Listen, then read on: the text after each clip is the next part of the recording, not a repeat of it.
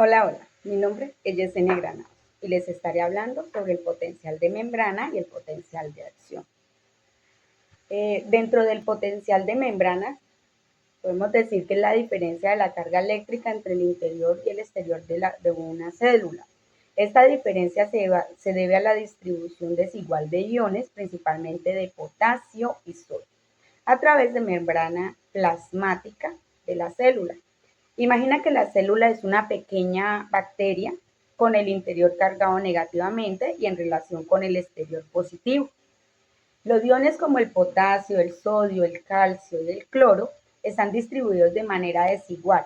Esta diferencia con las concentraciones crea una tensión eléctrica que es clave para las diversas funciones celulares, especialmente en neuronas y células musculares. Generalmente, cuando una célula está en reposo, el potencial de membrana es negativo, alrededor de menos 70 milivoltios en las neuronas. Esto ocurre porque la membrana es más permeable al potasio, lo que permite que más potasio salga de la célula en comparación con el sodio que entra.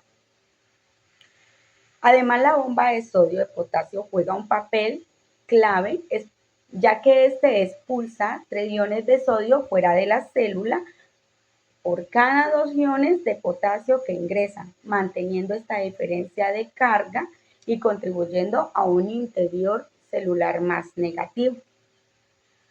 Ahora veamos lo que sucede cuando la célula se excita. Si un estímulo alcanza un umbral específico, los canales de sodio se abren y permiten que el sodio ingrese rápidamente, cambiando la carga interna de negativa a positiva. A este proceso se le llama despolarización. Después de un breve periodo, los canales de sodio se cierran y los canales de potasio se abren, permitiendo que el potasio salga de la célula, lo que restaura el potencial negativo dentro de la célula. Es un proceso conocido como repolarización.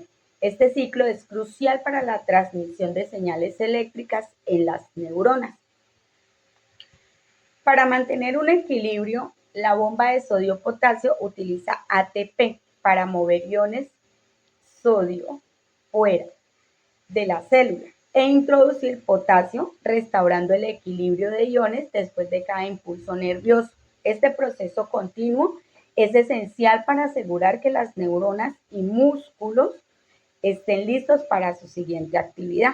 En resumen, el potencial de la membrana es lo que permite que las células respondan a los estímulos, enviando señales y coordinando funciones como la contracción muscular y la transmisión de impulsos nerviosos. Sin esta diferencia eléctrica entre el interior y el exterior de las células, muchas funciones biológicas no serían posibles. Potencial de acción. Un proceso fundamental para el funcionamiento de las neuronas y la transmisión de señales en el cuerpo humano. Veremos cómo las comunicaciones eléctricas entre neuronas impulsan nuestras acciones y pensamientos. Cuando un estímulo alcanza un cierto umbral, se abren los canales de sodio, regulados por voltajes, permitiendo que los iones de sodio entren en la célula, lo que cambia rápidamente la carga de negativa a positiva. Este potencial de acción ocurre en fases. Primero, la despolarización, que permite que el potencial de membrana suba de menos 70 milivoltios alrededor de más 30 milivoltios. Una vez que alcanza este pico, los canales de sodio se cierran y se abren los canales de potasio, permitiendo que los iones de potasio salgan de la célula. Este proceso se llama repolarización y ayuda a restaurar la carga negativa dentro de la neurona. Después de la repolarización, la célula puede experimentar una hiperpolarización, donde la carga interna se vuelve aún más negativa que en reposo. Sin embargo, las bombas de sodio-potasio se encargan de restaurar los niveles normales de sodio y potasio, permitiendo que la célula vuelva a su estado de reposo. El potencial de acción sigue la ley de todo o nada. Esto significa que una vez que el umbral de despolarización se alcanza, el potencial de acción se produce completamente. No importa si el estímulo es más fuerte, la respuesta no cambia en magnitud, solo en frecuencia, durante el cual no se puede disparar otro potencial de acción sin importar la intensidad del estímulo. Luego entra en un periodo refractario relativo, donde solo un estímulo muy fuerte podría desencadenar otro potencial de acción. El potencial de acción se propaga a lo largo del axón de la neurona, saltando de nodo en nodo a los axones saltatorios.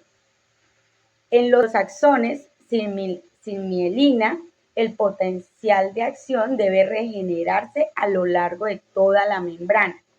Los axones mielinizados permiten que las señales viajen más rápido, mientras que los axones no mielinizados, la señal viaja de forma más lenta, regenerándose continuamente. Saludos, mi nombre es Keidis y bueno, en este caso yo les voy a hablar sobre la bomba sodio-potasio. Pero antes de hablar de la bomba sodio-potasio, quisiera hablarles sobre el sodio en la sinapsis. Entonces, ¿cuál es el proceso? El sodio junto con el potasio mantiene el llamado potencial de membrana, que es fundamental a la hora de generar impulsos nerviosos para la función cardíaca, la contracción muscular y el transporte de nutrientes, y además también es necesario para controlar la presión arterial y el volumen sanguíneo. La bomba sodio-potasio es una enzima que realiza un transporte bombeando iones de potasio hacia el interior de la célula y al mismo tiempo bombea iones de sodio desde el interior hacia el exterior celular. Es un proceso por el cual se mantiene funcionando correctamente el sistema celular y por tanto todo el organismo. Además, es fundamental para que se ejecute el potencial de acción necesario para la transmisión de impulsos eléctricos de neurona a neurona. Las células, para poder comunicarse activamente y transmitir las señales e impulsos eléctricos, necesitan de una zona conocida como membrana celular. Esta membrana es donde se sitúa la bomba sodio-potasio y es la encargada de crear una división entre el exterior y el interior de cada célula. La bomba, para actuar como enzima y poder servir de transporte para los iones sodio y potasio, necesita de la hidrólisis del ATP. En biología, este proceso de hidrólisis se refiere a la descomposición del ATP en subunidades de ADP, la cual brinda a la bomba de energía necesaria para llevar a cabo su función de transporte, el sodio y el potasio. Ahora, ¿qué pasa si la bomba sodio-potasio no funciona?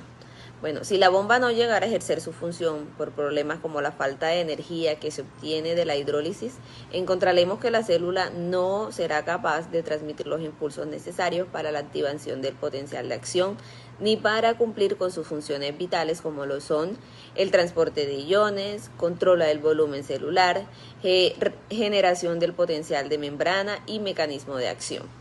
También tiene su importancia en la función renal. Los riñones filtran cada día 180 litros de plasma, el cual contiene sustancias que deben ser excretadas, mientras que otras deben ser reabsorbidas para que no se pierda a través de la orina. La reabsorción del sodio, el agua y otras sustancias dependen directamente de la bomba sodio-potasio, las cuales se encuentran en los segmentos tubulares de las nefronas del riñón. Dicho lo anterior, les hablaré un poco sobre la ley del todo o nada y su relación con la activación neuronal. Cuando hablamos de la transmisión eléctrica entre neuronas y las neuronas a fibras musculares, siempre nos referimos a los potenciales de acción como esa pequeña corriente que transmite la información de célula a célula. En esta transmisión eléctrica del potencial de acción pueden ocurrir dos cosas: que se dé por completo en toda la célula o que no se dé, pero ninguna se dará en partes. Esto es lo que se conoce como el principio o la ley del todo o nada.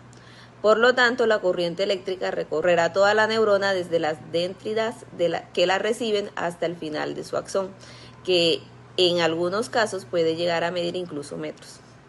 La otra acción, según la ley del todo o nada, es que dicha corriente eléctrica no se transmite en absoluto, puesto que el potencial de acción no haya sido suficientemente intenso como para pasar de una neurona anterior a otro. No existe un término medio para la distribución eléctrica neuronal. Aquí encontraría el llamado umbral de la excitabilidad. Y es que para transmitir el impulso nervioso se necesita una cantidad de corriente determinada en cada caso. En caso de no alcanzar dicho umbral de excitabilidad, se cumplirá la ley del todo o nada y el impulso eléctrico no sería transmitido a la célula anexa, terminando por lo tanto en ese momento en el recorrido de los electrones. Otra característica de la ley del todo o nada es que si se alcanza el umbral de excitabilidad y por lo tanto si se transmite el potencial de acción, lo hará recorriendo toda la neurona con una intensidad constante, sin que haya fluctuaciones. De ahí que ocurre como un todo, manteniendo toda su fuerza, o bien ocurre sin que existan otras posibilidades. Cuando por diversas cuestiones, ya sea una enfermedad orgánica, un traumatismo, un tumor o un efecto de otro efecto externo, entre otros motivos, no se genera un desequilibrio en el funcionamiento de los circuitos eléctricos neuronales. Una patología asociada sería la epilepsia. Es una enfermedad neurológica que puede generar diferentes síntomas tanto a nivel psicológico como físico. A partir de las convulsiones que vienen desencadenadas por esos desequilibrios eléctricos en diferentes zonas del cerebro.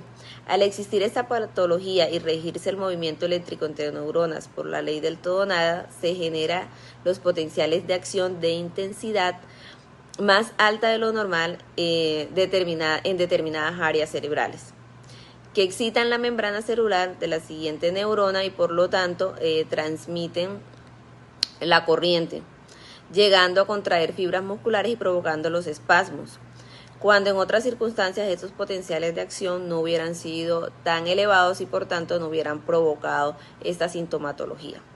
Para corregir esta patología existen diferentes métodos que se han mostrado que son efectivos, siendo uno de ellos el más común, que son los fármacos, como los llamados medicamentos antiepilépticos.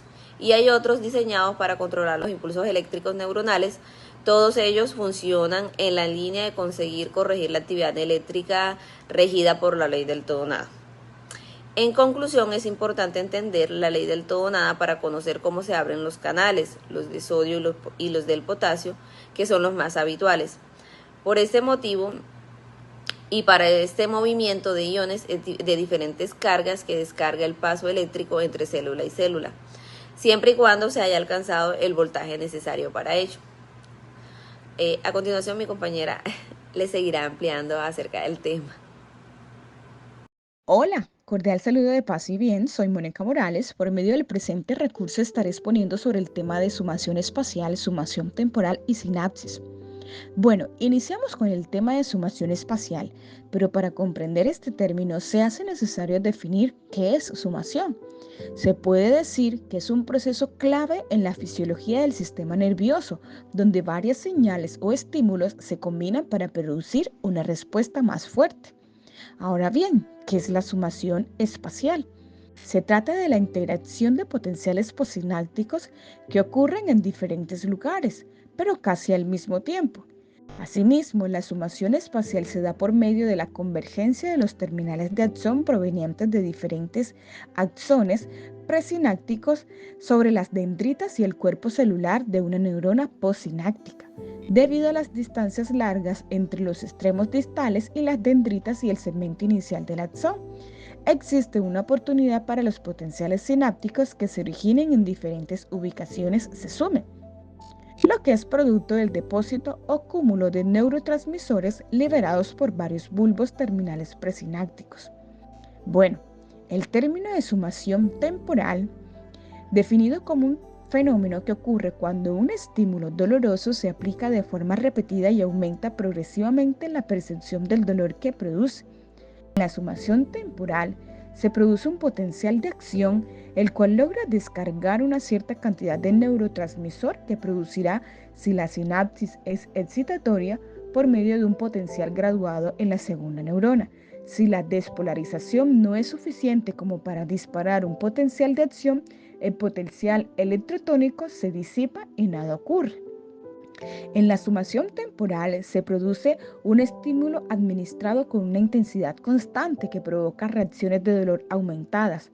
Por ejemplo, repetir un estímulo eléctrico cada segundo provoca un aumento en la sensación de dolor durante la estimulación, aunque la intensidad de los estímulos sea constante. En la sumación espacial, para que se genere el potencial de acción en la raíz del axón de la segunda neurona, es necesario que existan corrientes locales de magnitud suficiente como para llevar al potencial de umbral en ese punto. Ahora bien, por lo general la descarga de una sola sinapsis produce la despolarización en una zona muy pequeña de la segunda neurona y la corriente local que allí genera no suele ser suficiente. La descarga simultánea de varias sinapsis ubicadas en lugares distintos puede ser determinada por suma espacial, una corriente local que determine la aparición de un potencial de acción. Continuando con la temática de sinapsis, se puede decir que es un proceso de interconexión funcional entre una neurona y una segunda célula o entre dos neuronas que a su vez cumplen una función de efectora y otra de receptora. Para que el proceso de sinapsis se genere, requiere asimismo que el proceso lleve tres componentes fundamentales. Las neuronas postsinápticas, que cumplen la función principal de recibir la información.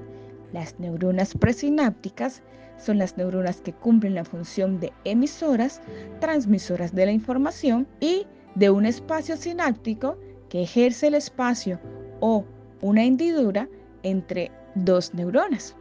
En ese mismo orden de ideas existen tres clases de sinapsis y estas se clasifican según el espacio o el lugar donde se originan, siendo sinapsis axosomáticas. Esta clase de sinapsis, el botón terminal sinapta en el axoma de la neurona. Las sinapsis axoaxónicas ejercen la función de reducir o de reforzar la cantidad de neurotransmisores que se liberan por el botón terminal. Y por último, tenemos las sinapsis axodendríticas, que en esta clase el botón terminal se conecta con la superficie de una dendrita. En la sinapsis también se dan dos tipos, eléctricas y químicas. En las sinapsis eléctricas, quien a su vez es bidireccional, permitiendo la sincronización neuronal. Y en la sinapsis química, se origina un producto de la secreción celular muy veloz, manteniendo una única dirección en menor velocidad que la sinapsis eléctrica. Finalmente, en la sinapsis se liberan neurotransmisores tan importantes y necesarios que intervienen en nuestros estados de ánimo, conductas y emociones, como la dopamina, la serotonina, la acetilcolina y la noradrenalina y otras sustancias químicas como los neuromoduladores. Gracias.